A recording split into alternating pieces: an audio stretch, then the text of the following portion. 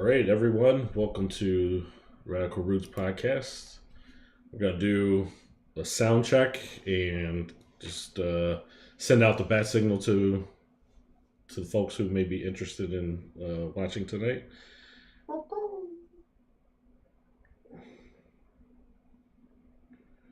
How you doing, Payron? Oh, we on? Okay. Oh, my bad. What's up, man? Yeah, I'm tired. I'm tired. It's been a hell of a year, and it's only the 23rd of January. So, it's been I'm alive. I'll say that much, and that says a lot, you know. But it's been good though. The world hasn't fallen off its axis yet. Um, I do think this time we're seeing a lot of craziness out here, but I'm telling folks to use that unsurety and that anger and that sadness or whatever they feel and channel that into something positive. So, but beyond that, I'm feeling better this week, not sick. That says a lot because I've been sick for like 19 years. So it's just been good to just be able to breathe. You know how sometimes like when you're sick, you're like, I took for granted when I was feeling normal. I didn't know I was feeling normal. So now I'm like, oh, I'm gonna appreciate every time I don't have to cough. I'm gonna appreciate every time I have to wipe my nose. I'm gonna appreciate every time I have a fever. So it's been like that for me, man. What about you? Well, my little girls were sick, so let's see. Yesterday was Wednesday. They got about an inch of snow Tuesday night, and so A dusting, yeah, so they shut things down. Again, I'm from Chicago, but I understand right? it's the South. Like it snows like Yeah. 2 times a year, so there's no need for snow trucks and salts and everything like that.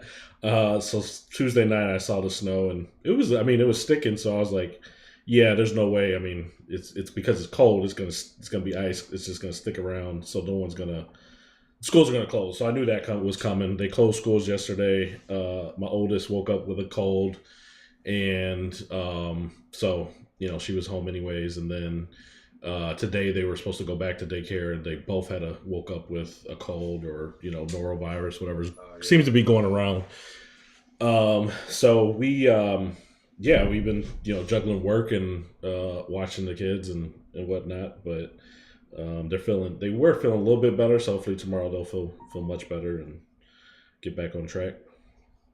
Yeah, it's funny. People say like whenever you have kids, it makes their immune system stronger, right?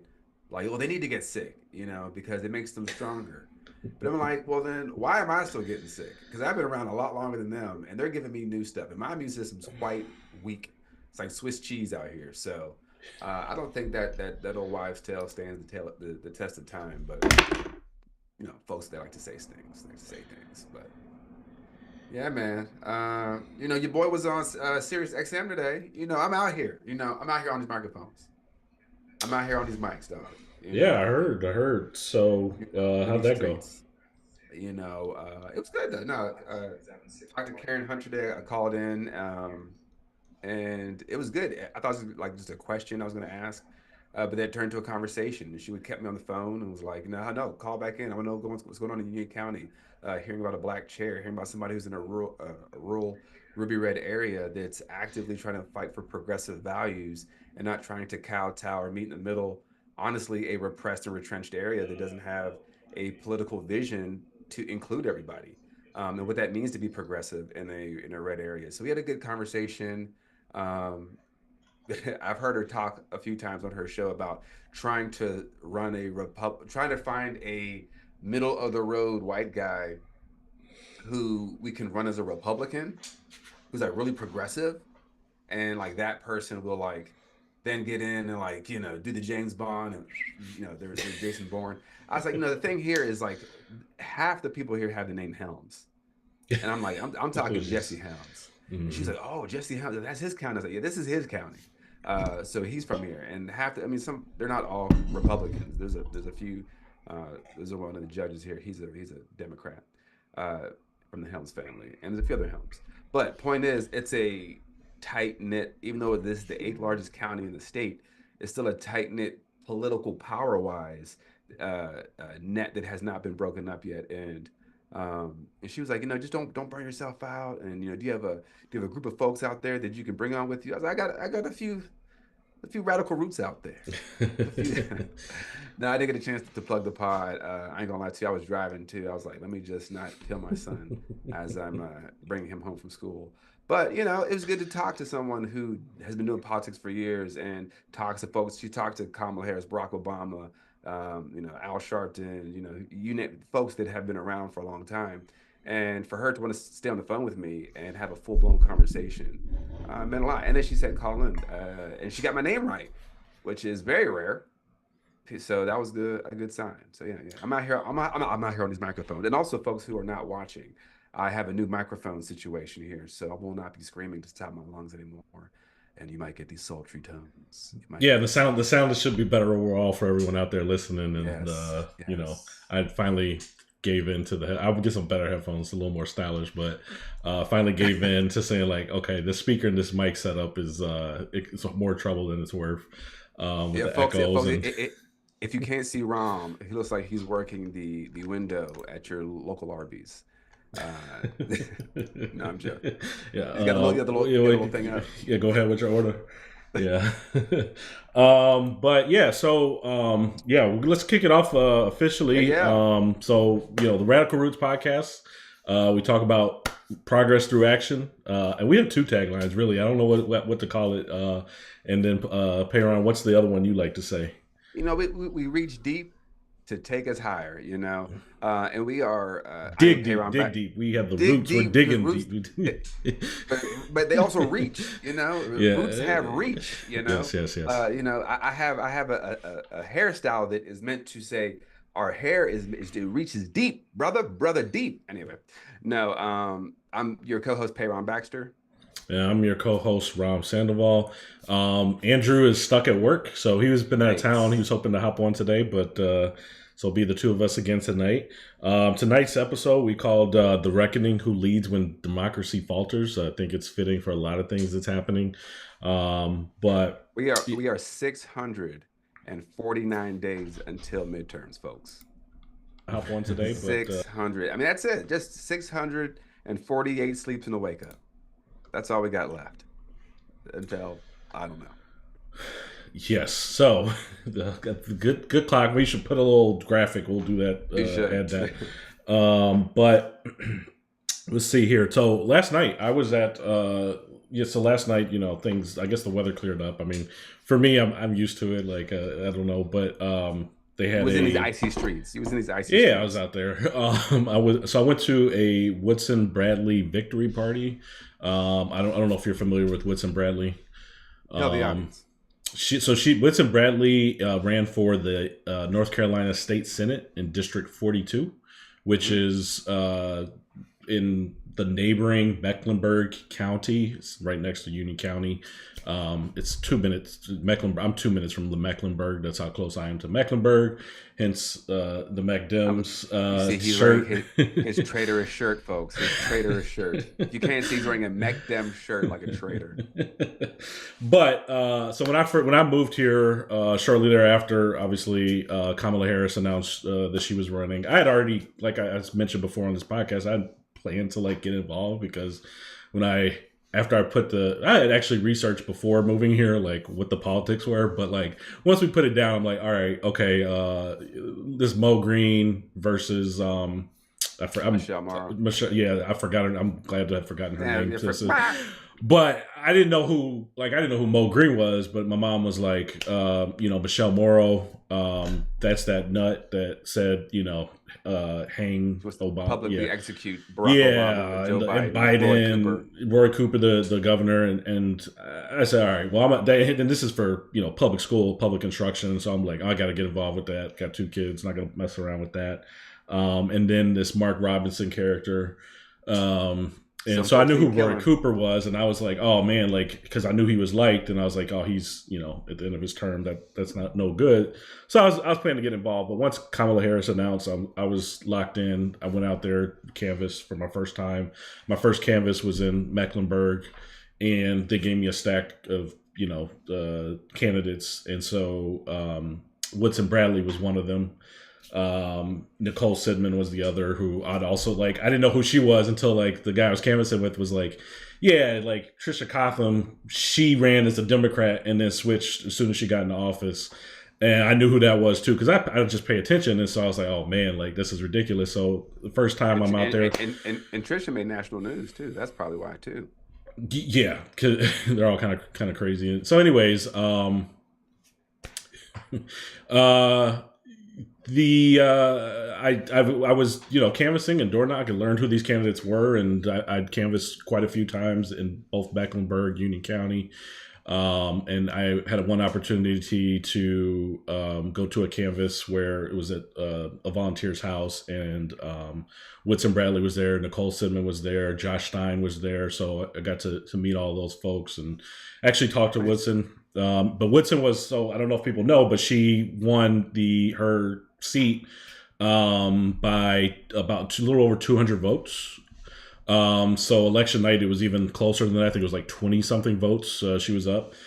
And so it was definitely one of the closest races in the state. And it almost looked like an Allison Riggs situation. There was recounts. It was close. I mean, there was recounts, and so as you would expect, they were bordering on funny business, and it kind of came down. She told the story, but it kind of came down to the wire of like, is she actually going to get in? And she basically was outside knocking on doors of the assembly until she got all her stuff, until they gave her, and she was in orientation. They're like trying to be like, we're not sure if you're supposed to be here, kind of downplaying it. And ultimately she got her laptop, badge, office, and got sworn in before they tried to pull off more silliness that they're doing with Allison Riggs.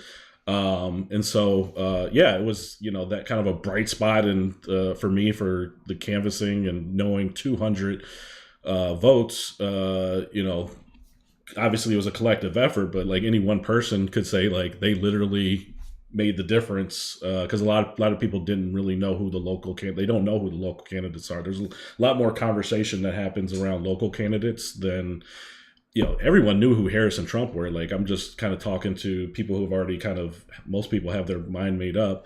Whereas the local races are a little bit different. So, but while I was there, I got to, talk to some other folks, Indivisible, Charlotte. They're another group, that's been doing this for a while. They focused on the community, canvassing. I did get a chance to talk to, the leader in the CLT chapter, and she kind of acknowledged that like canvassing is different now. Like we have to change the strategy up. Like it's not as effective as it used to be.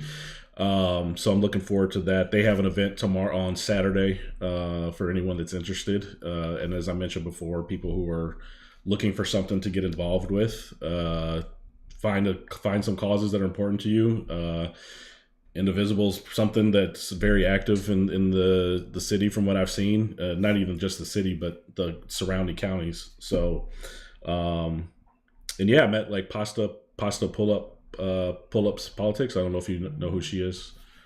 So she's got a social media following, but she lives in Ballantyne, and she talks about all these issues going on. And she just started a new series about community organizing, and not necessarily just politics, but just talking to your neighbors. And so it'll be interesting to see how people interact and come together. But it was cool. It was cool to be there. So I like Woodson Bradley. She is one of the politicians I followed during the election that I like folks that can take reality and feedback. She follows my page. She likes my stuff as well. And like I found myself throughout the campaign and post the election, just because we had to be real. We had to let folks know what was at stake, federally, statewide, and locally, right? And that's our politic, right? And I think there was a recent video that she had where she was like, "Oh, guys, I'm gonna bring it to you straight. I'm gonna tell you guys, what you guys need." And I commented and I said, "Hey, Woodson, I said we appreciate the words, my friend. We want to see the actions, though. We want to see what you're gonna do to go get in the way of those folks that are gonna hurt us as citizens of North Carolina. You know, bringing us the play-by-play is fantastic, but we want to see some bare knuckle brawling, of course, in the figurative sense. And you know, she agreed to that. You know, and also I will say this I like about Woodson. She liked this really old in living color clip that I saw that was going around. With it was like a white guy calling into like this is back in the '90s when you used to have to call like 1-800 numbers to get help, and but you would call like a brother, and the brother was Louis Farrakhan, played by Damon Wayans. Have you seen this clip? No, I haven't. And it Or was does Jim it? I don't Carrey. recognize. It was Jim Carrey coming home from a long day at work, and he was like, "Honey, the brothers at work weren't into me." And she's like, "Well, honey, call the hotline." Calls the hotline, and it's Louis Farrakhan, and he's like, do you feel inferior to the black man?" And he was like, I do." And then he's like, "Or is it really because of your anatomy you feel like you're?" And he's like, "It is that." And I'm like, "What's it, Bradley? What you talking about, girl? You up here liking this?" I see you. So much. Folks, they get it, and they have a good sense of humor, and they're ready to do the work. I always appreciate those politicians and people. So I'm glad to hear that she won.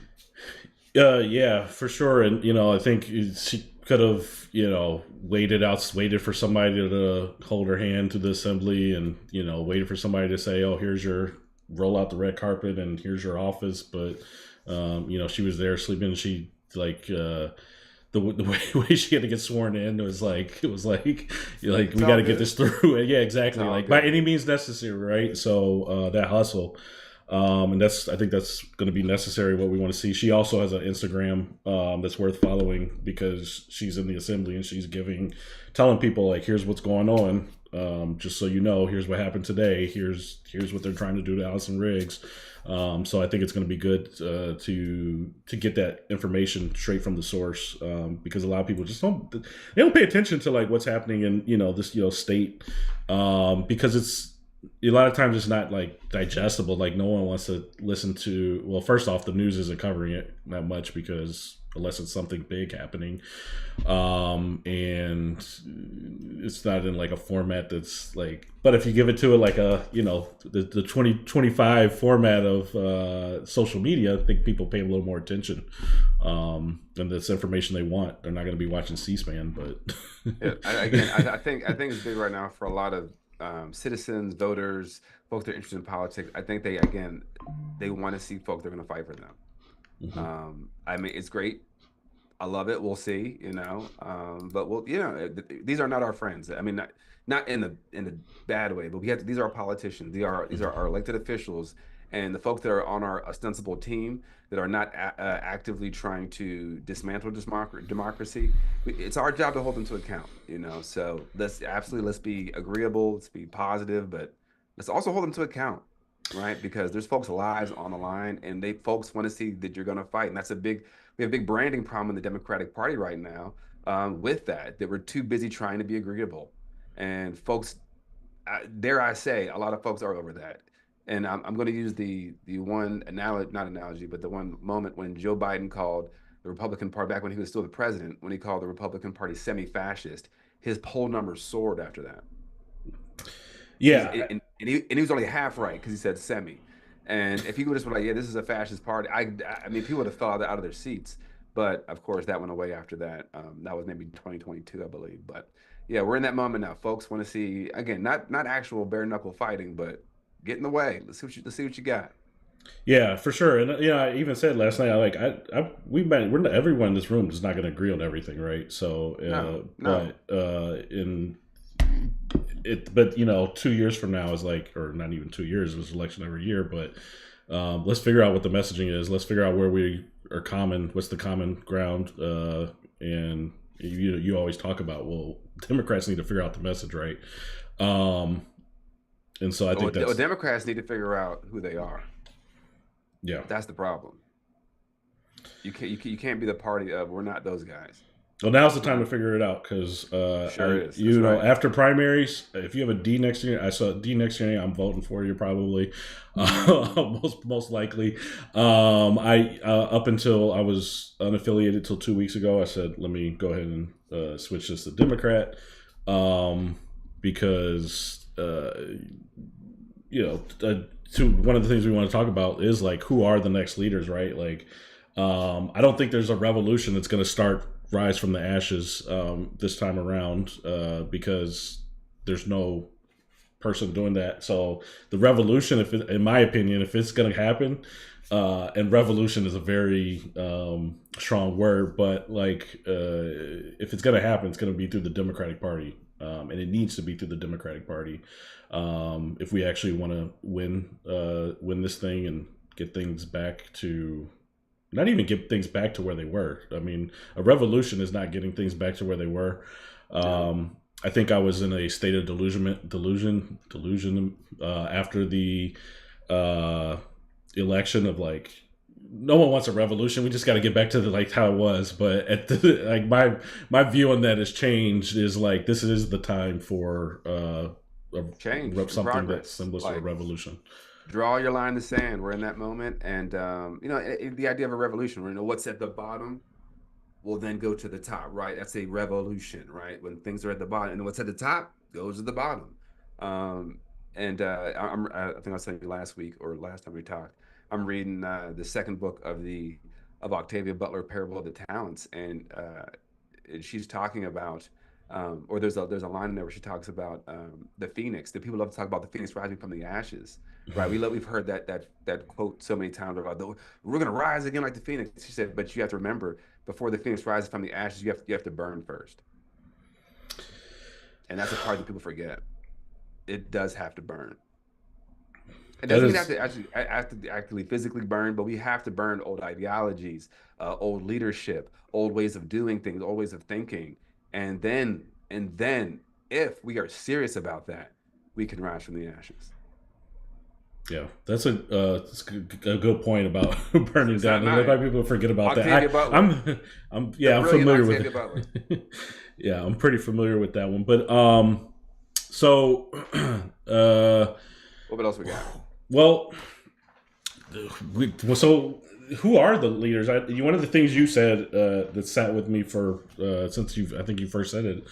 Who is the leader of the Democratic Party, and I'm like, thinking like, who is the leaders that are out here, and it kind of makes me reflect and think about the last 10 years or so, and there really hasn't been anyone that's other than obviously Trump, who's I wouldn't call him a leader, but maybe of the Democratic Party.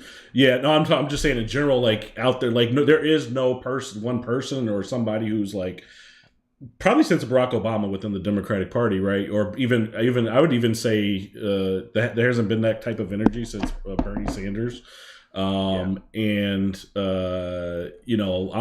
like thinking about it, like, okay, well, who could it be? I see Adam Kinzinger, former, I guess he's a Republican. He's from Illinois. He used to be in the Senate or House, the House, and he was on that was your state. Yeah, he was on the January 6th committee, I believe, right. Outspoken critic. They've obviously removed him from the party. He's black sheep and he has nothing to lose at this point. But he's one of the loudest people out there, especially like I don't see white men within the Democratic Party. I couldn't really tell you who's like actually out there speaking up. We see AOC and a few others. I think you mentioned Maxwell Frost, Jasmine Crockett, which is great, but I feel like it's the same people that are speaking up. So and one of the things I'm like, okay, well, in the last 10 years, is it because social media has allowed a collectiveness of where we don't actually need a leader, a revolutionary, a Malcolm X or Martin Luther King. I think that era is over. I think the era of centralized leadership is over.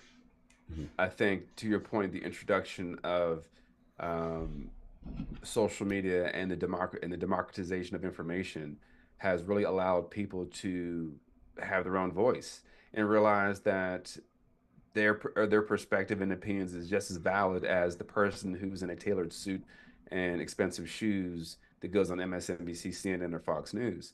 That their lives are just as important. And as we always say, folks that are closest to the pain are the closest to the power, or close to the solution, and should be close to the power, because they could tell you immediately how to fix this.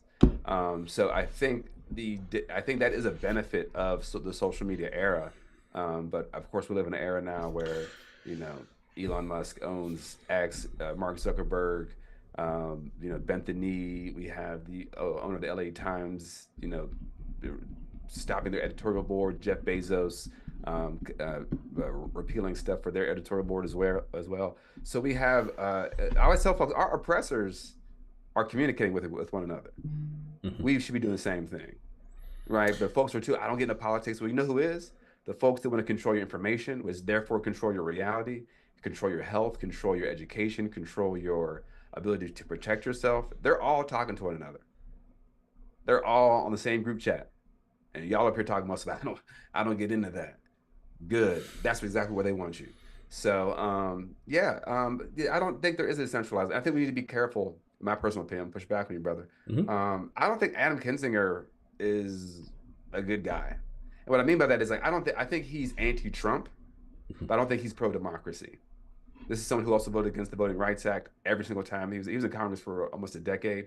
Every time voted against the expansion of the Voting Rights Act. The John R. Lewis. In fact, I remember him saying post January 6th committee, saying just because you put John Lewis's name on a bill doesn't mean it's actually for voting rights. I mean, so I don't think he's actually for democracy. I think he's for anti-Trump, which is a still valid and valiant stance to have. But I do not believe he's for pro. He's not for one's right to choose, people to have bodily autonomy, people to be able to vote. So I mean, I don't think this person is a hero by any stretch of the imagination, and we should be leery to understand what are your policies and what do you actually stand for, or are you just anti-Trump? Which is, again, we need those people too. But yeah, I guess we can kind of get lulled into that. Yeah. I'm not saying I agree. I don't even know what it's. So to be honest, like I don't like he's a former Republican. I don't know what his politics are. What I'm saying is that he's the one that's standing up and ruffling feathers, which I'm not seeing that outspokenness coming from the white men in the Democratic Party. Those are the people. That's potentially the people I'm looking to speak up more. Well, to that exact point, I saw a clip today that it's really to your point right now, and it was a clip of Jesse Waters from Fox News fame, and he had on what's his guy, the guy from Pod Save America. Is it Adam Vitor? Is that his name? I don't know his name. but it's one of the guys. I know what you're talking about. Yeah. Mm-hmm. And Jesse Waters is sitting there, and he's just Trump won, and this, and he's just pounding his chest. And Vitor, I think his last name is Vitor. He was basically saying like, well, you guys won. Why are you so upset? Why are you so angry? And at the moment, it crystallized to your point of why we need different types of leadership. And I was like, this is why we don't need white men telling us about how we can get progress for all people. Because in this 1-2 shot, you have one guy, Jesse Waters, who represents 75% of white men who will always vote for the more fascist, racist candidate, no matter what, in every single election since the beginning of this country. Right? 75% of white men who vote for the more fascist, racist, sexist, homophobic, xenophobic, classist person. Then you have Vitor on the other side, who represents the 22% of white men who vote against that. But the reason they are ineffectual is because they spend the majority of their time trying to appease those other white men and try to become agreeable to those white men. And they're not actually trying to fight those white men. So that's why they are problematic within themselves. And that's almost the 100%, maybe 75 plus 22. What is that? Close to 100% of the population. But it's just a good crystallization of where they are and why they are not ready for this moment. One, again, actively trying to pull us back, and the other just trying to glad hand them and meet them in the middle and just kind of see, like, that's funny, Jesse. I'm like, man, fuck you, Jesse. Like, that's what I would say. I'm like, whatever, man. Like, but that's where we are. But that's the key. I mean, I'm not saying like that we need to rely on that demographic, but that's a demographic, and that's their lane. Like, that's who, like, white men speaking to a white man is going to potentially resonate more. They're going to listen more. I mean, we're so far divided. I don't know, but it depends. like speaking about what, it's just talking to them. If you're not challenging them and saying you're in creating, I'm always telling white folks, they got to create pressure. You got to create pressure. The idea of just having a conversation, that's what they've been doing. And again, one of the tenets of white supremacy is the ability to be polite. And politeness is what got us here. And that's why we got this idea of like, oh, we can't say that, we can't do that, we can't be here, we can't talk about those people, we can't talk about that marginalized group, because we always got to seem polite to the Republicans who are actively trying to harm those people.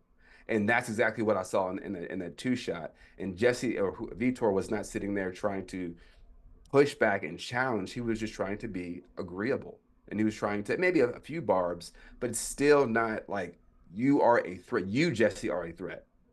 You, Jesse, are poisoning the mind of Americans, white Americans, our fellow white brethren, right? It's like that would have been like bold, because that's what we need to say right now, because that's the threat they're under. Yeah, and to think we can try to find, you know, the middle ground or run to the middle, we did that. That's what we've been. That's what, you know, we've been doing as a country, is trying to run to the middle, trying to appease. And what happens? There is no compromise. There has not been any compromise. You give them an inch and they take a foot, right? So stop giving inches. I've never heard of a journalist asking a Republican, "So you're going to work with the Democrats?" I've never heard it. Right. Have you? So no, you're right, and that's why, again, that's why I'm moving further to the left out of necessity, because it's not working. I'm not going to sit here and just keep doing the same thing over and over. It's insanity. We've been there and done that, and I think that this past election showed that very much, right? So we don't need to waste time trying, that's what we'll see where it goes. I like to see somebody step up in the Democratic Party. Is there a person? Do you know a person like that comes to mind? Am I forgetting somebody? Am I like? No, I think you had a good list of names. It's a good rogues gallery of names. But the problem is once they try to reach a little bit higher, one problem is that racism, biases, sexism, that's not just in the Republican Party. That's also in the Democratic Party. Again, here in North Carolina, the Democratic base is 46% Black. Most people don't know that. The voting population of the Democratic Party is 46% Black. 60% of the Democratic Party, once you bring everybody else in, are people of color. So that means 40% are white, but yet all of our politicians damn near are white. There's still this entrenched white supremacy that we have to have a white person that, again, are not closest to the pain, but they're closest to the power. And when you have a unaccountable government like that, you will never have people that will care about the proletariat, the working class, the folks that are actively doing the hard labor, that don't have a 401k, that don't have a house, that are working 3 jobs just to put a hot dog on the table. And if we're not talking to that, because we're trying to appeal to the Jesse Waters of the world as a strategy for a political party, we are gonna go the way of the Whigs. Yeah, and even Mecklenburg has. I mean, and this is hey, I just moved here, right? So like, I'm observing, but the Mecklenburg County Democratic Chair, I believe his name is Drew Cromer. I mean, he's involved in his own little scandal. They're saying that he has had racist, toxic environments, things like that. So I think he's on his way out. I would hope. Our term. We all got sworn at the same time. Our term is in April. So yeah. Well, hopefully it's not getting like he's not going to come back in. It's just not a good look. It's just not a good look. Right. But some names that came up last night, you know, in terms of like who's the next, presidential candidate. Pete from Indiana, Jason Shapiro come up, and Josh Shapiro. Josh Shapiro. Sorry. And somebody else, but as far as the white guys go, we were talking about lots of candidates, but nobody really like comes like, that's what I'm saying. So I'm looking to see I'm eager to see who's stepping up, and to me this is the time, because there's a lot of anxious energy and people want somebody to follow or get behind, to say like, okay, this person's speaking up for me. They're saying the things that I want to hear, and they're getting people energized, as opposed to just letting everyone flail, like fish out of water.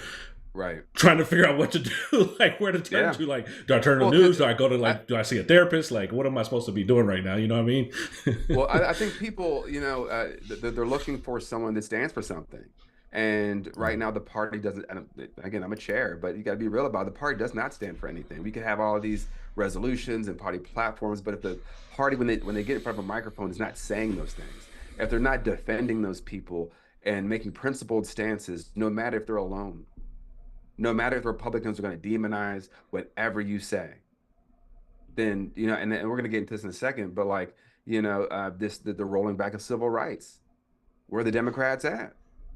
The attack on DEI. I mean, we can't keep basing the way we move forward on what the Republicans going to say. If we say that, they're going to say this. I mean, they're going to attack you for everything. DEI came from D and I, right? Diversity and inclusion. And before that, it was multiculturalism, and before that, it was something else. So and they demonized each and every, because that's what they want to do. So why do we keep, well, if we say that, and if we try to protect these people, then they'll say, who cares?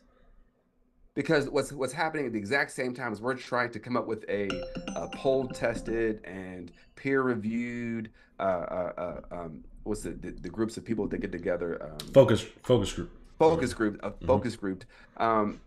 The Republicans are passing laws to hurt those people. They're passing 400 laws to take books out of school. They're passing 300 laws to make sure DEI doesn't exist. They're passing 400 laws to keep LGBTQ people out of society. But we're sitting here like, can we say DEI?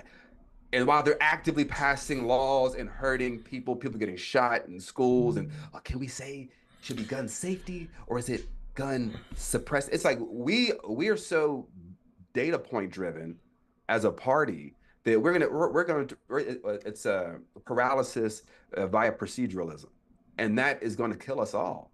And this is why people do want somebody like make a fucking stand for something. Like if you don't stand for nothing, and I think that's where we're at right now. We're trying to appeal to everybody, and which means that you stand with nobody. Trying to be, what is it? My grandma used to say, trying to be everybody, trying to be everything to everybody means you're nothing to nobody. And we saw what happened. Yeah, and they take these words or acronyms and weaponize them. Woke, right? I mean, woke was. I mean, we've been saying woke in the community for over 100 years.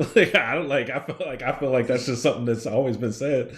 Yeah, and it caught some. Lady Ledbetter in 1921. Lady Ledbetter in 1921 put it on a wax vinyl album. Said "Stay woke." Basically, just means stay aware of the social conditions in these systems. Don't be asleep. Yeah. Be aware. Hey, be aware that stay woke. Don't be sleeping on them cops out there. Don't sleep on that judge. Don't sleep on that boss you got. Stay woke. And they're using it wrong. And they're demonizing the wrong idea behind it because they have the media. And then also on top of that, there are people that also agree with that because they too are ignorant and they also are all Democrats. So you hear Democrats saying, I'm against this woke stuff too. Right. And we know woke, DEI, CRT is just a code word for the N-word. Right. So, and that's what puts a pit in my stomach where I'm like, well, who really is our ally? Because if you're saying, well, I'm against the woke stuff a little bit, that woke stuff goes too far. I'm hearing, well, that black stuff goes too far. Because it's always around some black stuff. It's rarely about women. But, well, it's woke because it's women. It's always around black people. Yeah. Because we're always on the menu. Well, they just, anyway. They look at it. They look at a person. These people are looking at a person, and they're just like, "Oh, that's a woman, woke. Oh, it's a black woman, woke. Oh, it's a black man, woke. Oh, it's brown, whatever, woke, or DI, whatever." It's rare. I'm telling you. Look. I want you after this podcast to go and just like, or not. I guess I don't know what you would do, but just like when you hear it again, when do you hear it? When do you hear it? It's a black mermaid. It's a black Captain America. It's rarely like, oh, the woman that is the CEO. Very rarely. It's like then they'll get into the just straight sexism, But when they use that word, we can't fool ourselves anymore. And I just don't want us to do that anymore. We gotta be real. When they're talking about us, because they've always hated us. But that's why we thrive. Anyway, moving on. So, if you're watching and listening, thank you. Appreciate the support. Please like, share, subscribe, follow. We're streaming live on YouTube. So if you're on YouTube, definitely subscribe. Hit the like button. And help us grow our following. That all helps. And get the word out. And if you are Instagram, TikTok, Blue Sky. We're on all those. Radicalroots.us is the website, and you can find all of our social medias there. So, speaking of social media and racist white men, I'm going to go in on Elon Musk. I'm not going to mince words when we talk about Elon Musk. Elon Musk. So, apartheid Clyde. Yeah, I mean, you talked about his background a few weeks ago, within South Africa and his coming up, and he's endorsed the AfD in Germany, which is known to be a far right Nazi supporting group by Germans. Mm-hmm. And so obviously everyone has been talking about his Nazi salute at the I don't know. We gotta see it, man. I don't know. We don't know what it is. Yeah, so I don't actually have his salute up. I don't even honestly I don't even know if we need to show it again. But he said, "This is why my heart goes out to you. My heart, this is." I forget what he said. He was saying thank you from the bottom of my heart is what he was trying to say. But he had a very emphatic, tap of the chest. He raised his arm very aggressively. His mouth, gripped up. And I said, that's the most Naziest salute I've ever seen in my lifetime. That wasn't a movie or wasn't Nazis marching through the streets. There's only so many times you see Nazis. It's either they're in movies or they're marching in the streets. They're not like, oh, I saw a Nazi and he was like doing triage on someone at a hospital. Like, no, Nazis, there's only two places you see them. In the streets or on film. And that's it. Like, they're not like, oh, that Nazi was a florist. Oh, yes. Man, he's a nice, paletero man giving out popsicles to children. No, like, it's not what happens. So, I thought his salute was clearly a Nazi salute, and only a Nazi apologist would apologize about that. But yeah, you're right. It was the slap on the chest. It was the that he gave, and it was the stiff fingers. And then he did it twice. There are elections. Yeah, I'm gonna pull it up. I'm gonna pull it up so we can. So if somebody hasn't seen it yet, living under a rock. All right, so let's see here.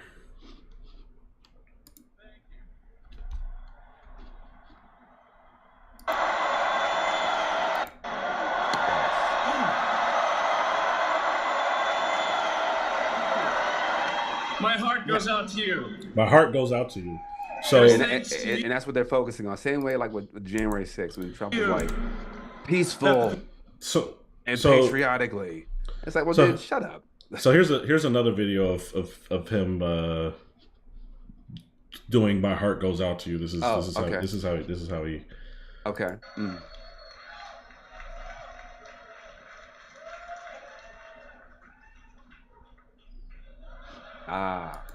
So he does know how to do it then.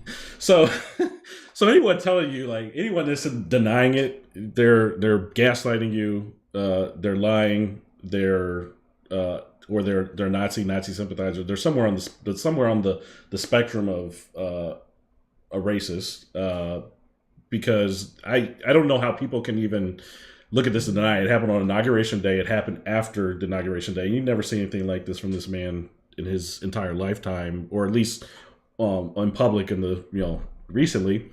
And all of a sudden, and this is something, whether people want to deny it or not, there's a whole underground of they saw what they wanted to see. They got the signal. Positively reacting to this.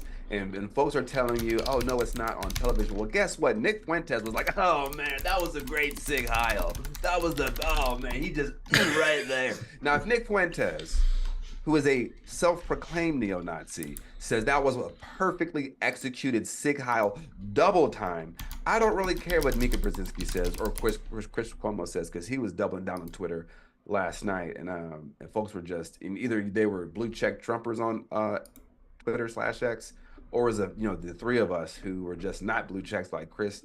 You are drinking the Kool-Aid and trying to ingratiate yourself with a bunch of Nazis, And that doesn't work out well for people in the long run. They too were hung in Nuremberg. Yeah. So yeah. So that's the signal. It's almost like the proud when Trump said the Proud Boys stand back and stand by. And what happened? What happened? What was it? 6 months later or so, they were breaking through the Capitol, ready for orders. And so there's these things, these events that are happening, pardoning the 1,500 insurrectionists, and then now there's a Nazi salute. So there's basically this signal to saying that it's like, we're giving you the green light. We're dog whistling. Yes, and then you're going to get off, right? You're going to get pardoned. Do not worry. You might even get deputized. You might even be part of the immigration, immigration customs enforcement. So you might. That's where we're headed. I truly believe that. I think I talked about that in our first episode. And somewhat related, this today or yesterday there was a school shooting in Tennessee, and he was.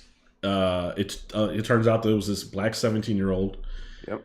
And he is actually, and her name. I'm sorry for her. Obviously, that someone passed away. Jocelyn Correa Escalante was killed, but this is this black teen, and it comes out that he hates himself. He is anti-black. He a black Nazi. He's copied off a young Kanye.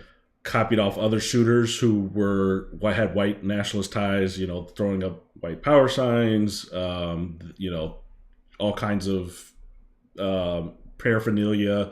I mean, he was obsessed. There was a 300-page manifesto that's still being verified, but and I can't help but think is the timing. The timing is concerning. It's concerning, right? Because this just happened.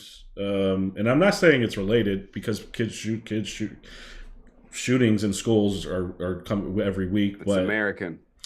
But if I were someone who, I'm going to say if I was somebody, but it seems to me that someone who's obsessed with this type of culture and they just got a signal like that, to me, is very suspect.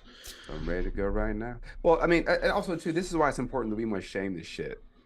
And we can't mince words. We can't sit here and be like, well, it was an awkward gesture, like the ADL said, which was a bullshit fucking response. The ADL out here for a year and a half have been calling college protesters who have been trying to stop a genocide Nazis. I have 3 kufias here in my house, and they said the kufia is equivalent to a swastika. But then you see an actual apartheid heir whose grandfather was a Nazi throw up 2 Sig Heils in quick succession, and that becomes an awkward gesture. But it's important that we shame this, and we have to be bold about shaming it and be unequivocal when we shame this. I mean, you're a movie guy, right? You see movies, right? You're a movie person. Oh yeah, of course. I mean, right? You watched a film or two. Like, so I harken back to Inglourious Bastards. One of the best Quentin Tarantino films that I think he's ever done, which was about, it was a revisionist history of World War II, where a band of Jewish soldiers led by Brad Pitt went in, and basically they were Nazi hunters. And if you remember what Brad Pitt's character, what he did to the ones, because they wouldn't kill them all. Remember that he wouldn't kill them all, because what would he do? He would take out his buck knife and he would carve the swastika into their foreheads. Remember that? Mm-hmm. But why did he do that? Do you remember why he did that? Because he knew the Nazis and people that were Nazi sympathizers were all cowards. And they would want to slide back into society and try to be like, that wasn't me, or that I was interested in some of the policies, but no. So we have to basically, through our digital presence and through our voice, carve swastikas onto these people. No, it is on you like stink on shit. And we did that's you chose to do that. We didn't make you do that. We didn't make Elon Musk the richest person on the planet. And that's the other BS where they're acting like, oh, well, he's the smartest guy in the world. He's a genius. But then it's like, well, he doesn't know what a Nazi salute is. So which one is it? He's the man that could put a rocket on a flag on Mars, but also he doesn't know what the most reprehensible hand gesture that we've seen in the past 100 years. I mean, come on. But there's a certain level of you have to suspend your own imagination to listen to these people. And I'm over that. And hopefully folks are going to make a stand. And again, carve your own Nazi swastika onto these people forever and let them walk with that stain. Yeah, and punch them too. And I think the thing about the ADL is interesting. They came out at first and they were, defending Musk. And this is the same organization that Kyrie Irving, he had shared what they consider an anti-Semitic movie that he was kind of recommending to people to watch. And I think they basically made him do push-ups, basically. Yeah, so I think so. Kyrie said some crazy. He said some flat Earth stuff. I thought it wasn't wise. It wasn't. It wasn't his best day. It wasn't his best day. And so if at the beginning of this, I'm like, all right, Kyrie, you messed up. But then by a week later, I'm like, okay, they got this man paying $500,000, apologizing publicly, the suspending, it was almost a mockery. It was. And then it was a public shaming. And then for the ADL to come out and say, oh, we're going to defend this. And then I don't know if you've seen this, but a couple days later, or I don't know what the timeline exactly was, but then they scold him because now he's making a joke about it. So now that you've excused it and said it's not, and he's making a joke about it, and I think this is how they get into the mainstream, right? Is it's a joke until it's not. Until everyone's out there doing it, it's not a joke anymore.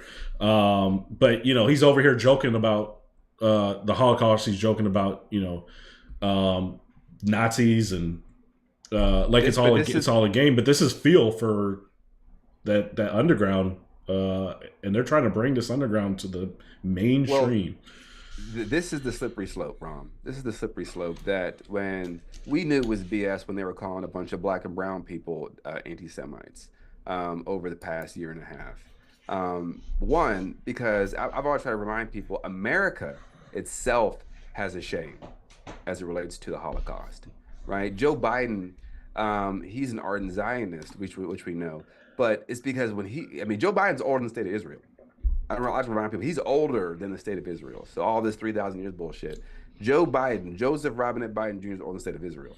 But he remembers, or at least has a recent memory of what America did during that time. And when there was ships of Jewish refugees coming from Europe to America, it was the American government that was turning them around. Mm-hmm. Now, Rom, I'm going to ask you a question here, brother. In 1940s and 1930s, was there a bunch of black people in government? That one. Was there a bunch of women in government? Overwhelmingly, they had the power of the pen, the presidency, the Senate, the House, Supreme Court. Not to my knowledge. Okay, so this shame, I always go back to, it's not our shame. So when people are like, "Oh, you're a bunch of anti-Semites," it's not in us. We don't have that shame in our history. We actually sided with the Jewish people back then because we knew what it was like to be oppressed. The ones, in fact, Otto Frank and Frank's father was on one of the ships that the president of the United States sent back to Germany. So again, this is not in our history. That's not our shame. That's why we can stand with the Palestinians, because it's not that we're trying to find a moral high ground. We're having moral consistency.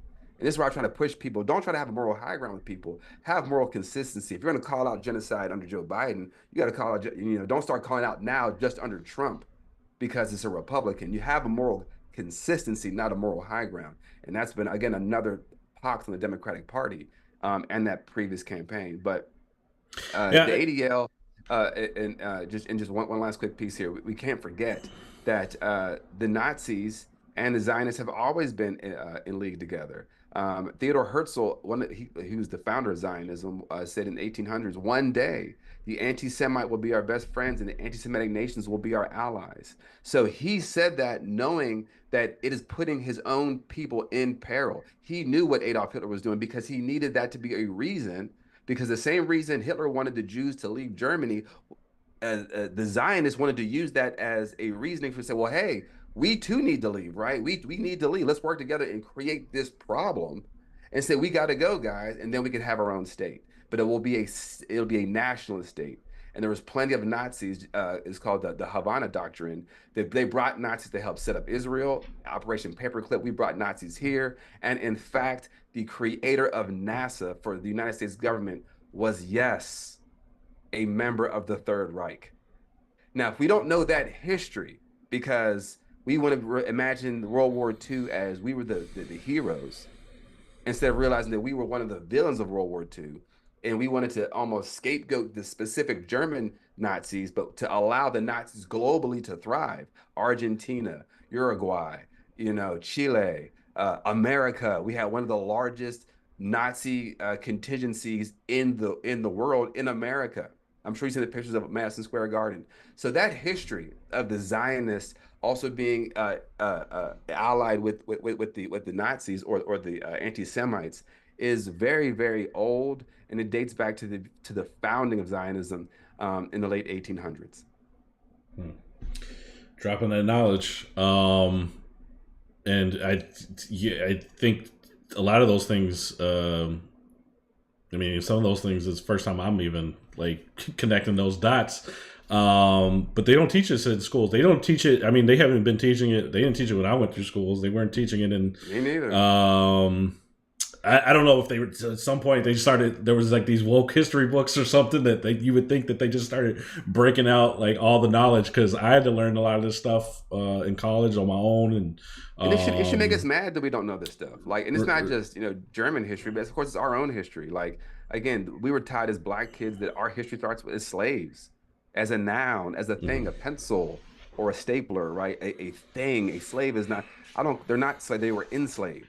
Right, we have to change our language when we talk about our history. They were enslaved, which creates a relationship. They were in a condition by someone that put them in an enslavement condition. There was an enslaver and people who were enslaved. They are not a slave. A slave is a thing like a paperclip or a pencil or a piece of paper. No, our ancestors were more than that.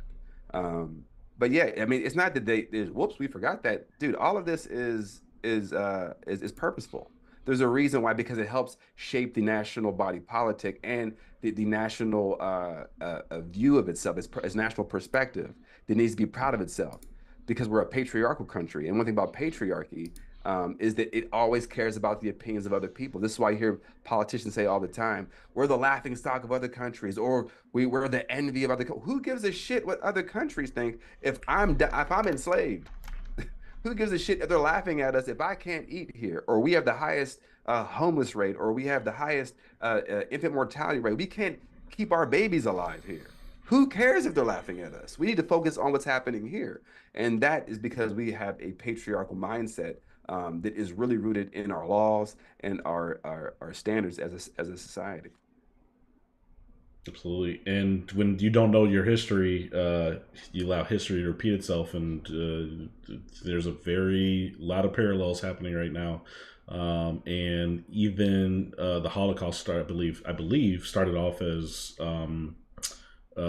kicking out immigrants. It started off with deportations. Well, it started with queer people. So the fire, we've all seen the pictures of Hitler in the fire with all the books.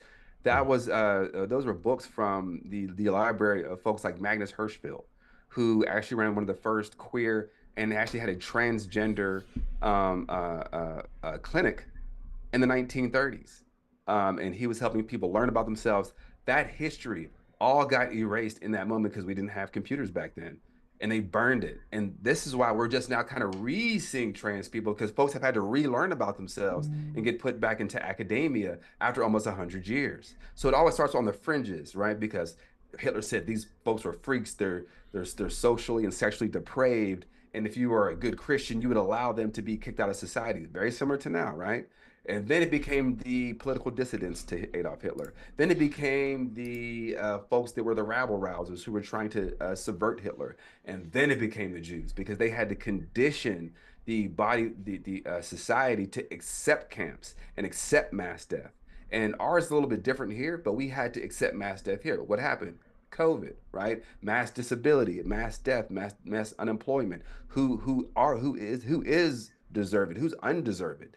We've been conditioned behind that too now. And this is what I'm trying to tell people. When y'all are saying it's okay for those trans people, those immigrants, those whoever, what you're saying is the state can hurt certain people. And if you're okay in that, you're saying the state can hurt me too. Well, definitely some heavy stuff, man. I don't think people aren't connecting the dots enough No. until it's too late. Late. So, Anyway. if you're listening, again, thank you for listening. Like, share, subscribe, follow. We appreciate it. It's growing. I keep going to spaces and people are saying, "Hey, I just listened to your podcast last night. Just listened to your podcast." It was the Indivisible woman who runs Indivisible, Charlotte. But hope to keep getting more and more listeners, more engagement. Not just people listening to us blab, but people suggesting ideas, even challenging us, and also looking for, if you're looking for some way to get involved, message us, radicalroots.us. You can email us at info@radicalroots.us as well. So what do we have next? So let's try to wrap this up. We got a few more things. The Pardoned Insurrectionists. So 1,500 criminals were released, and they were almost arbitrarily, because I think Trump said it would be too much work to figure out who did what. So that's how sloppy this is. Now hold on, Rob. Wait a minute. Hold on. Hold the phone. You're telling me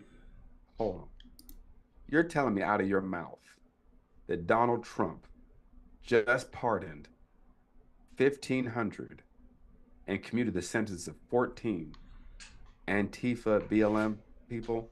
Is that what you're telling me? Yeah, I guess he switched sides. They said they were all Antifa and BLM. So you're telling me Trump out here pardoning Antifa and BLM? Hold the phone. Well, the conditions of these prisons were so bad. The federal prisons are so bad. They were in there for a very long time. Yeah, he felt bad for Antifa and BLM apparently. And BLM. Wow. Yeah, so it was unfair because murderers don't get they don't go to prison in the United States. Murderers just run free. So it was very unfair. I'm glad he had a change of heart. You would know that from Chicago, right? So I'm gonna let's keep it real. I'm gonna go ahead and show this clip of Donald Trump. Let's see what we got here. Our favorite president to make fun of. ... Oops, what we got here? There we go. Sure. So then if I can, among those you pardoned, DJ Rodriguez, he drove a stun gun into the neck of a DC police officer who was abducted by the mob that day. He later confessed on video to the FBI and pleaded guilty for his crimes. Why does he deserve a pardon? Well, I don't know. Was it a pardon? Because we're looking at commutes and we're looking at pardons. Okay, well, we'll take a look at everything. But I can say this. Murderers today are not even charged. You have murderers that aren't charged all over. You take a look at what's gone on in Philadelphia, take a look at what's gone on in LA, where people murder people and they don't get charged.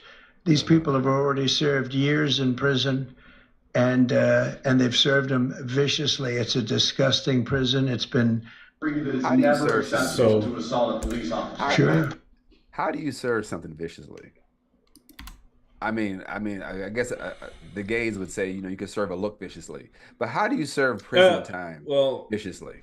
If that's the case, then I think every prisoner would be just let out on the street, right? Because I guess I don't. So one of the things I've heard, I heard it yesterday, and I see the Fraternal Order Police, which is. I think police unions are one of the most toxic groups no question. that exists out there today. But not a union. The Fraternal Order Police even condemned. They came out and said that this, I don't know what the exact words, maybe condemn might even be a strong word, but they criticized them at the very least But I have heard in some circles where cops are that they also are not happy, which is. I bet the motherfuckers beat my ass. I'm like, hey, you can't go to the streets. That's what you get. But hopefully that feeling is more than temporary. But otherwise, it feels a little bit more like lip service. Like our senator, our senator here in. Yeah, drop that. Yeah, so let's see here. Put this one on. Tom Tillis, folks. Increase the penalties. Let me get this That they volume up. are openly frustrated. I'm about to file 2 bills that will increase the penalties up to and including the death penalty for the murder of a police officer, and increasing the penalties and creating federal crimes for assaulting a police officer. That should give you everything you need to know about my position. It was surprising to me that it was a blanket pardon. Now I'm going through the details. Senator Tillis. Was it surprising because Donald Trump known to just pour through lines of study. We know that about him. So why are you shocked? He's known to just thumb through all those pieces of intelligentsia. No. So the one thing about the way the cavalier attitude that the Trump administration, his team has always had, is that they do things quickly, they do things sloppily. They don't pay attention to detail. Attention to detail is obviously important when you're talking about executive orders, overriding existing legislation, existing laws. So, when you let out 15, and this one's pretty simple, when you let out 1,500 criminals, one of them is going to... No. 1,500 insurrectionists. I mean, we got to get to the type of crime that these ain't petty theft. These are 1,500 people that were aligned with overthrowing the United States government for a man who will never know their name. Well, and I call. Hey, look, hardened criminals. To me, is honestly, people say insurrectionists. They think like that doesn't even. Well, that's on us. They've never seen. They've never seen. Maybe. But they've never seen an insurrection. I'm telling you. Yes, they have. So I mean, it's like saying like, well, it's a bunch of Confederates. Well, I don't know what a Confederate. That's so what? Like this whole America's stupid shit, and this is why we can't speak real to people shit is bullshit. And we have to stop that. People don't understand what fascism means. Oh, well, then you keep explaining it again and again and again and again and again and again. Like, well, this guy always talked about was football and baseball, but now he's about this fascism stuff. If you're animated about it, someone else will get animated about it. We cannot have apathy because people are ignorant. And I'm over that. That's why we're here. People don't understand that. Well, that ain't my damn fault. Look, it is. I agree with you. I just don't think that. I don't think that the word criminal is softer. But I hear your point. I do hear your point. But anyways, they're out in the streets, and so these people are going to. There's going to be a segment of these people. One, he's now in debt to them, right? So they will feel an allegiance. They're in debt to him. So they're going to feel this allegiance and they feel like they're going to get off. But then they're also criminals that are actually going to commit other crimes. When Hitler did this, when he let the Nazis out from the beer hall push, when he became chancellor, you know what he did to them?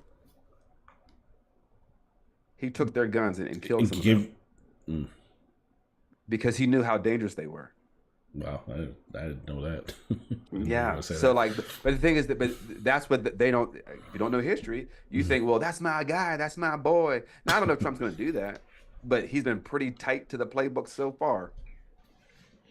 Yeah, the playbook has been out there. I mean, everything he says, everything that's in Project 2025. I don't know why, like when people are like surprised, or when people like Elon did the salute, like I wasn't surprised. I mean, he's been dog whistling he's been like I wasn't like, I guess maybe on stage at the inauguration, yeah, but I wasn't surprised.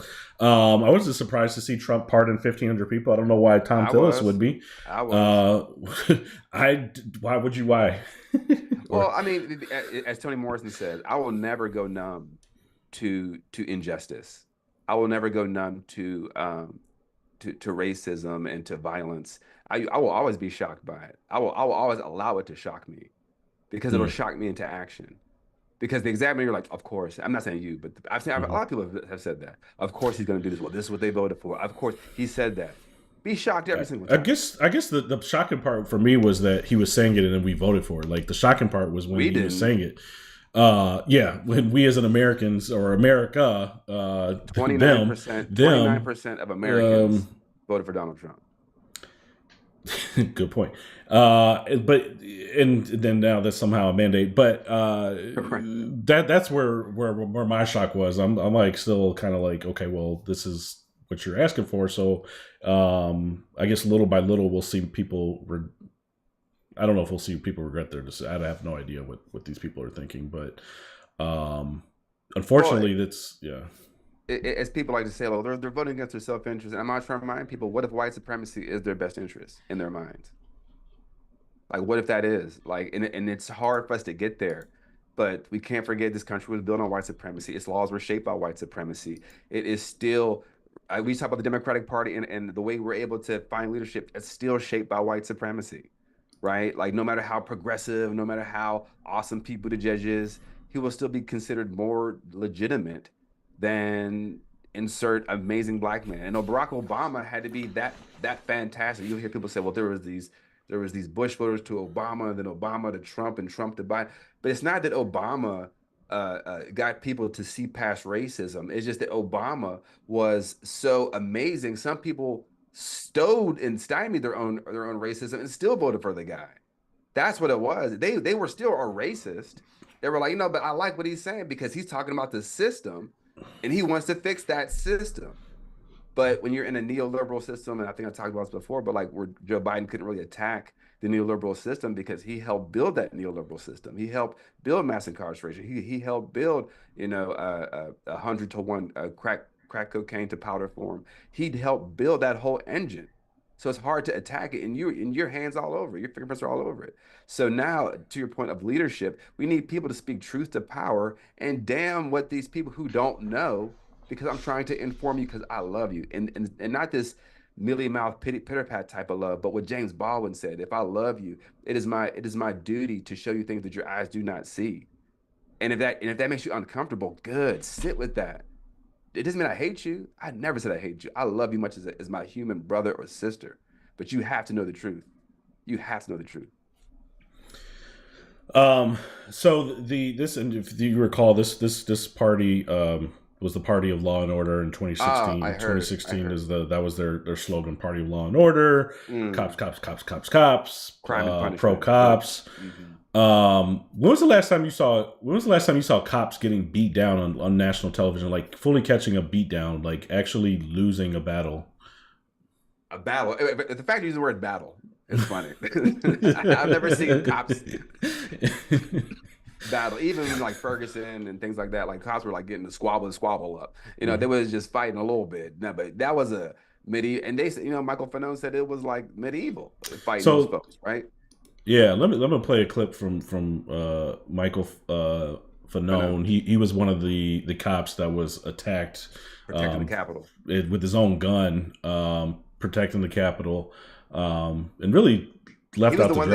He was the one that got stun gunned in the neck, and he had a heart attack. I had at this point was to seek protective orders. Ordering that these individuals stay away from me and my members of my family and do not attempt to contact us. Mm-hmm. Mm-hmm. You called last night. I know you gave your comments about the pardons, but you called it a betrayal. Can you just talk a little bit more about how that felt when that happened? Yeah, I mean, I chose a profession of law enforcement, and ultimately, my job was to serve the American people, and the American people chose this. The American people elected Donald Trump, knowing full well that he would pardon my attackers, and so it is the ultimate betrayal. Mm-hmm. Yeah. So, I mean, this is a cop telling you this, and. I don't know. Again, I don't know what that limit is, where the line is being drawn. With what people are willing to accept. All of a sudden, they're willing to accept a Nazi salute at the inauguration. All of a sudden, they're willing to accept 1,500 violent criminals or insurrectionists being released onto the street haphazardly, like not just like a few, but literally like all of them, the worst, all of them. And they're not remorseful, right? No, There's no emboldened. In matter of fact, the two I see there was two older women that were. They basically said that they didn't want the pardon; they deserve. I saw that. They came around and said we were in a cult, like we were brainwashed. What we did was wrong. Listen to those people. And maybe, and I don't know if anyone's deserving. I don't know what they did. I mean, some of those people, probably some of those people guys probably did honestly went there and thought there was going to be a party and got sucked in and just walked in and took pictures. But probably maybe the two people that arguably were regretful and maybe could actually be pardoned are the ones that are saying, "Don't pardon me. We don't deserve it."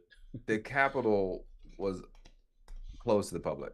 And it was well known. So like this whole, I hear you. It's a mob mentality, but in that, who cares? Like you did it, you did it. Right. So anyways. I mean, we have to stop. In 2025, y'all, we are done infantilizing white people. Okay, we are over that. If we have to deal, if all of us, the rest of us who are not white or white presenting people, have to deal with the actual repercussions of white supremacy, I think it's incumbent upon us to stop infantilizing them. They just were swept up in blah, blah, blah, blah. Again, we didn't do that when we were enslaved. We weren't doing that during Jim Crow. We didn't do that during the war on drugs. I mean, so stop, y'all. I hear you. I hear you, Ron. I love you, brother. But no, it's all good. Ain't nobody more economic anxieties while they storm the Capitol. Ain't nobody more economically anxious than the indigenous people, Black people, Latino people. Ain't nobody more economically anxious. So we got to stop that. It's white supremacy.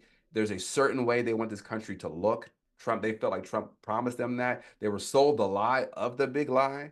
And that is what it is. And I did have a quote I wanted to say, but I forgot it right now. But the point is, like, that's where we're at now, folks. And we must stay vigilant because you're right, Ron. These are some unstable. Jacob Chansley was on the BBC. That's the QAnon shaman. And this, I don't know, have you seen this clip? No. Oh, it's great. It was on this British reporter. I don't know how I got on BBC to do an interview, but it was like one of the, I was like, I wish American journalists did this. She nailed his ass to the cross. And then she just asked one question because he was like trying to be all funny and like, oh yeah, I'm going to buy some MF and guns and blah, blah, blah. She was like, okay, but you pled guilty. And he was like, did I did? Trying like this fake like British accent. Did I did? And she's like, but why did you plead guilty? I mean, it's beautiful, man. I'll send it to you later. But it's like I'm gonna start looking for international. It's awesome. I was like, bro. Yeah, my wife sent it to me. She was like, "This is how you do it," and she put me on, and I was like, "Man, nailed his ass down." It was awkward, and I was like, "Good, make him squirm, make him squirm." So. But the same thing after the Civil War, they pardoned the Confederates, and the Confederates went right back into the State House, went right back into Congress, and we passed laws after that. The Hayes-Tilden Act pulled out the federal troops that actually protected Black people after enslavement, and then we had 100 years of legalized apartheid. This is the same playbook. We want to look at the Nazis, but we can't forget the Nazis learned from us in Jim Crow. And in fact, they thought Jim Crow went too far. So that's what they want to go back to. So we could be good if we want to. But I do have a question, though. What about all the Black Trump supporters? Where y'all at now?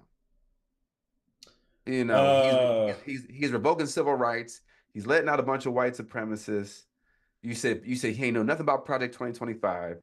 The entire administration is Project 2025 and all the authors of it. Where y'all at now? You know what I mean? Where y'all at, dog?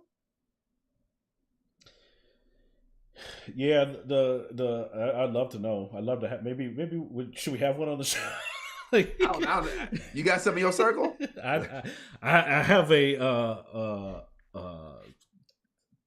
someone who I grew up with who is not really. I mean, I'd love to have him on. He was a Chicago Yeah. cop. He's retired now, but he is not who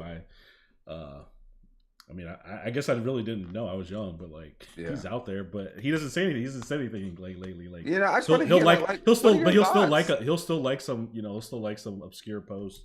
But it's the same reason that they it's the same way that they pick and choose and are ignorant to the Bible and religion is the same. I mean, they've been conditioned to follow Donald Trump. So sorry to interrupt you, but so one of these posts today, it wasn't him that said this, but he liked this post. So this is my mom had posted like a photo on Facebook of Elon Musk doing the salute, and it's also said tonight, don't forget to turn your clocks back to 1936. Right. And there was a neighbor who, when I was growing up, middle school, high school, this is when I was in a pretty much all white neighborhood. And he was a neighbor who, like I heard other neighbors say, some things that were like racist. I don't think he ever explicitly said anything. Actually, it wasn't even like, he was like one of the friendly ones, right? Like he was pretty friendly, but he posted on her post and he said, and this is again about Elon Musk and the Hitler salute. He said, typically Democrats never read the facts. How about Sleepy Joe pardoned his whole family? A bunch of criminals, like it or not. God made him president. The last administration was evil. I said, but by that exact same logic, that means God made Joe Biden president. Like it's so stupid. It's so dumb. Like they're so fucking dumb. Like by that logic, that means that God wants whatever. Like it's so stupid. Like I can't stand it. But that's why, man. But let me ask you this question, Rob. Do you think there will at least be one ass that gets whooped from one of these insurrectionist types, the hooded horde, as I like to call it, because they're out there, they're high on MAGA? Do you think at least one ass will get whooped because they're high on MAGA out there? What do you think? One of these insurrectionist folks. Do I think one of the insurrectionists will get like one of these folks that just got out? They fresh out of jail, fresh out of California dreaming. Do you think one of them, well, at least one ass might get whooped out there at the 1500? Because they are high on MAGA. Of course, I mean they're already. This is their element, right? Like they're somebody's. They think they can talk. They think they're just going to run into the wrong one, and I don't know. This is a criminal. These are criminals. Right? No question. So if you think that they're going to get in an altercation, absolutely. Yeah. But hey, like your shaman, he's out there arming himself, and they're who knows what's going to happen. But something will happen. I mean, that is without a doubt, and hopefully, they're unstable. Somebody innocent doesn't not, because you can tell all these dudes, they all need a one good ass whoop in their life.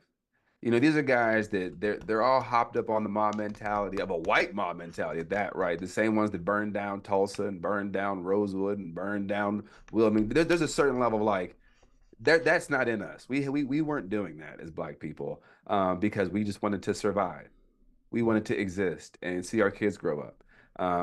And that is and Dr. Carolyn Anderson has a fantastic book called White Rage, and people always think that like the reason there's these racial riots and moments of tension was because Black people were antagonizing, but she's like the number one cause of white rage was Black people trying to become self-sufficient. Right? Tulsa got burned down because of self-sufficiency. Right? Rosewood was because of self-sufficiency. The Fusion Party here in Wilmington, North Carolina, was because Black and white people came together and said, you know what, we're both poor. Let's take over from these Democrats and become radical Republicans and actively try to, and forget that will be the Fusion Party of Black and white people together. And they did. And then they said, nah, we're going to kill them all. Anytime there was a collective pulling up by the bootstrap, they were violently and financially eliminated. I mean, Martin Luther King, we just celebrated Martin Luther King Jr. Day Monday, and you would think that they didn't kill this man. Right. He just died peacefully in a bed. And that they weren't trying to... At 39 years old. and that the FBI wasn't making his life hell. Like the United States government wasn't making his life hell. Like that white nurse Malcolm didn't X. spit on him when he was dying in that hospital bed. She spit on his dying body. Right? Like these things were we can't forget this stuff. And when people say, when you say that, I'm like, it hits me because I've literally forgot. Like I forget some of the most nastiest parts of it, right? Mm-hmm. And it hits. And the language around it, right? Like he died for, and I love what Bernice King, his daughter said. She's like, my father did not die. He did not want to die.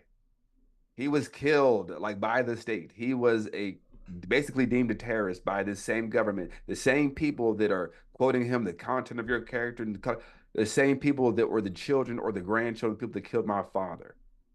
And also that quote, what is it? What they love to say every Martin Luther King Day? It's not about the color of your skin, the content. We know what the content of your character. But we know the content of your character sucks. That's what I'm judging you on. The content of your character sucks. It's not the color of your skin. You're right. I think I love plenty of white people, but the content of your character, Ron DeSantis, Donald Trump, JD Vance, insert whoever, your character sucks.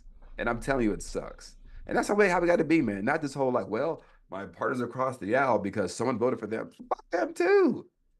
The majority of people have never wanted Black liberation. They have never wanted us to be self-sufficient. They've always wanted us to be a cog in the wheel, blood in the machine, paste between the gears. That's always been the way it's been. And we have to stop centering on what they think about us because they have no idea of what they are. And one day I'm going to get into this. What is a white person? And I know we're at time, but that'd be a good conversation because they don't exist because it's made up. But anyway, anything else we got on the docket? Well, I had one of the signs of this. I'm going to move on to the next one. Yeah, that's fine. I think, so the international, we wanted to just talk about the international community. They ain't messing with them, man. So why don't you open us up while I find this clip? Actually, what is this clip from that you have? So I don't have it pulled up. So the international community has I think they got more of a fight against the Republicans or really Donald Trump than I do believe the Democratic Party does. And more than Joe Biden or Kamala Harris had during the whole campaign. We have, Panama rejecting Trump trying to come in and take over the Panama Canal. There's protests in the streets. Their leadership is basically saying, no, you will not come down here and try to invade us. Mexican President Sheinbaum, she's been immaculate. She's been rocking it. She's been out there, calling. She's going to call America. Extra Mexico or something. I mean, she's so smart and like she's a scientist. She's so funny, and she's a woman, so she's better. She's just so much better. The Pope calling him out. In their own little country of the Vatican, the Chinese playing hardball, and the clip that you got there is of I believe a Greenland rep, and I think he's telling Trump what he needs to hear. Dear President Trump, listen very carefully. Greenland have been part of the Danish kingdom for 800 years. It's an integrated part of our country. It is not for sale. Let me put it in words you might understand. Mr. Trump, fuck off. If the translation was correct, the term you used is not allowed in this house. And there will be consequences to the message. That's what I'm talking about. My favorite kind of white people are the white people who are tired of white people. And that is one of them right there. Okay, he's like, look, dude, fuck off, Trump. Like, leave us alone. And but what happened? He got checked. And there's a level of that, like, we got to get in the way. That's getting in the way. That's what's the point of having political capital if you don't spend it? Absolutely. I don't get it. I don't get it. This is a time, and it's what I'm trying to, I don't know who I'm speaking to. I'm maybe just speaking into the void, or whoever's willing to listen. But, like, there's so much anxious energy among the people who do not have a platform, who do not have a stage, who are looking for somebody to speak up like that. Yep. To speak up like the bishop, the little, I don't want to call her little old lady, but like, I mean, there's this, petite woman, on the pulpit, and she doesn't say anything disrespectful. Nope. She's straight down the middle. Now, did she make him feel uncomfortable? Yes. That's the point.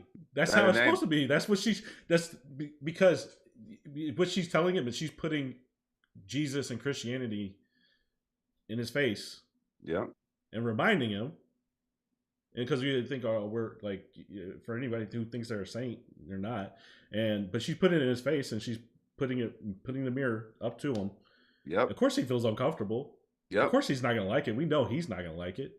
But we don't have to sit here and, But the right wing all went, oh, she's awoke and she has her own. She's trying to get famous.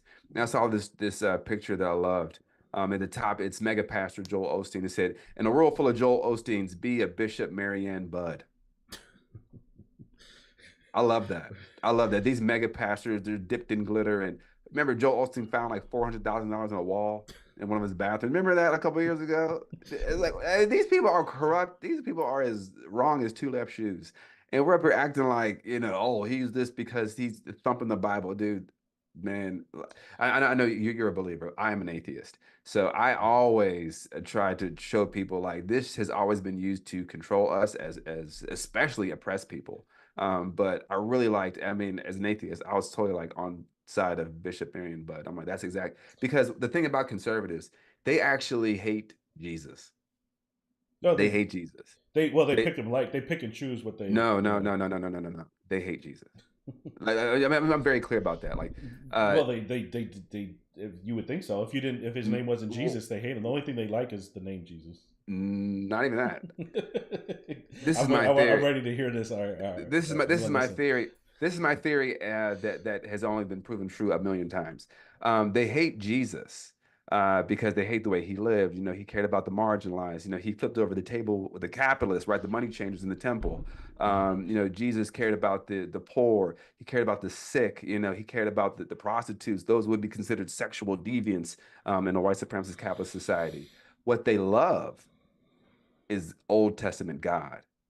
With the fire and brimstone, the judgment, the smiting, the cursing, the burning down whole. That's what they love. Now, they use Jesus the same way they say, I'm not a race. They use the Jesus. And the thing about people who are marginalized, who have been, indoctrinated and pushed into Christianity over generations after our religions and practices have been taken from us, we actually appeal to Jesus. Jesus appeals to us because of being downtrodden, because of being oppressed. The problem is the Wolf's Dictionary that Abraham Lincoln warned us about. They're both using the same words, Jesus, and that sometimes can get us confused as a population. So you'll have these black pastors standing with these mega pastors, and they're both saying the word Jesus, but one of them, it does not mean Jesus. They mean God. They mean judgment. They mean what you're not living right. And then also on top of that, to your point, if they knew a Palestinian Jew named Jesus who was born in Bethlehem, they would say, you know what, we need to get an Israeli sniper to shoot this MFer right now. So they hate Jesus. They hate Jesus, and it's very true. They don't live by any of his practices. But what they do take from his story is his death, because it adds to their persecution narrative for themselves. That Jesus was persecuted. That's the only time I talk about, well, my God died for this. Well, okay, well, great. But what about when he lived? Those 33 years when he was on the planet. What about that? What about when he was looking out for people, when he was healing the blind and the sick? What about that? No. They put him on a cross. Okay, but why? Who was they? The state? The state, did you want to run? You would be the Romans. You would be the spear in the side. So again, they hate Jesus, but they love God. Well, it's the hypocrisy. The hypocrisy of it all is this and everything is what gets to me the most. It's not hypocrisy, man. It's not. It's high control religion. That's exactly what it is, and that's why that's what Malcolm X said. The most segregated time in America is what? 11 o'clock on Sunday. There's a reason why, because they get to teach their parishioners the prosperity gospel. Yeah. We got to, and then our black preachers tell us that we got to work hard and do it. Not them. They say that this is the land of milk and honey. Now, if you went to white church, you'd be like, what the hell are they talking about? I'm on WIC. I got SNAP. Cops done locked my husband up. What you talking about? This is the land of prosperity.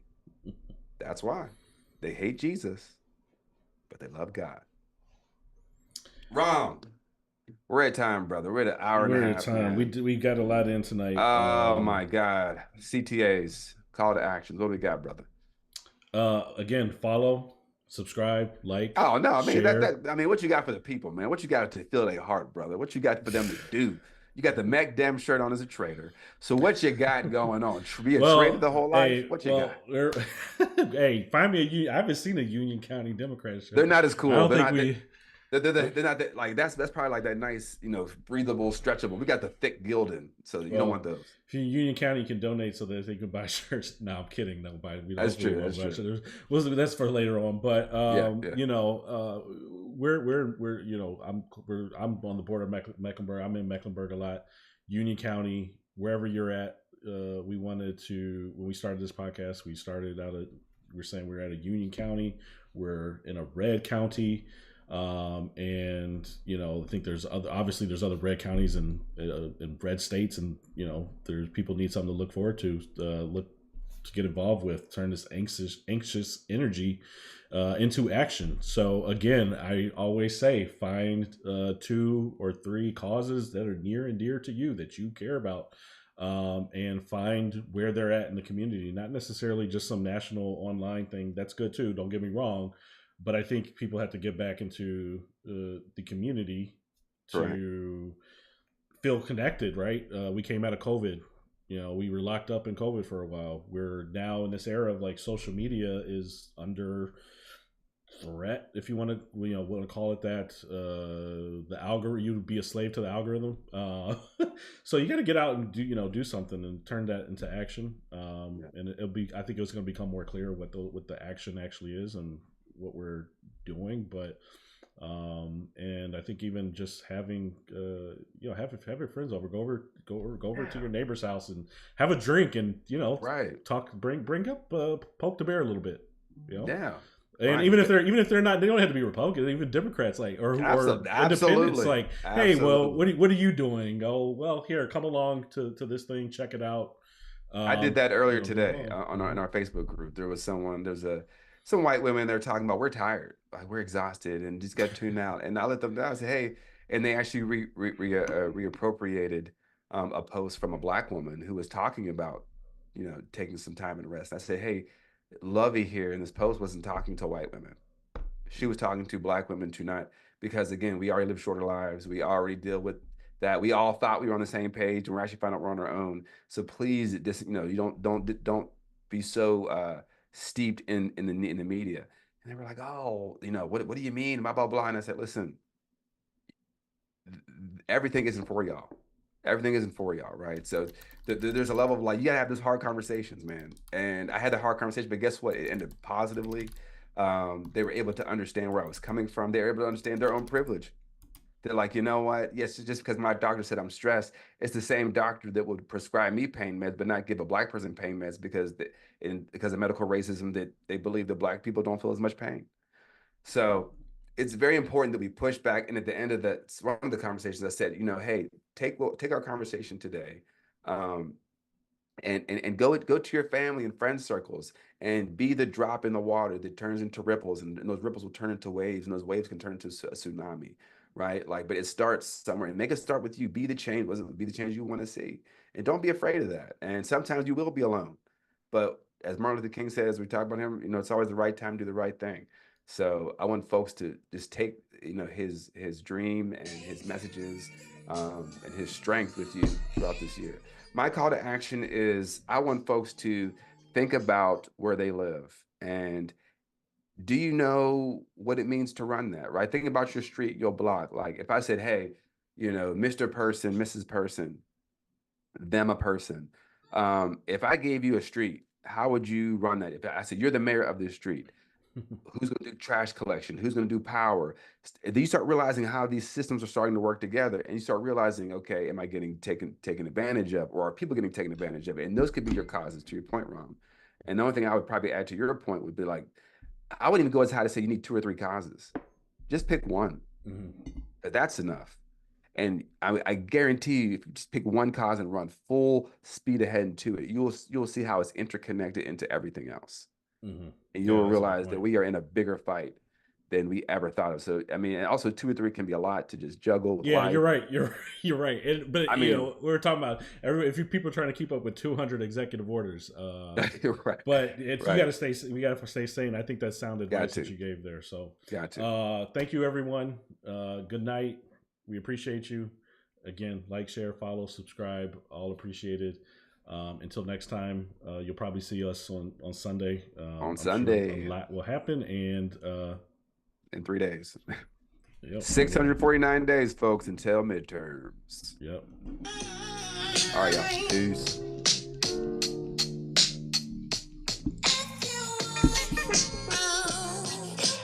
Is that music? It is. We'll go on outro. I cannot hear it. It sounds terrible. It sounds like something from like a horror film, like on the window. What the All heck? right, I'm gonna stop that. We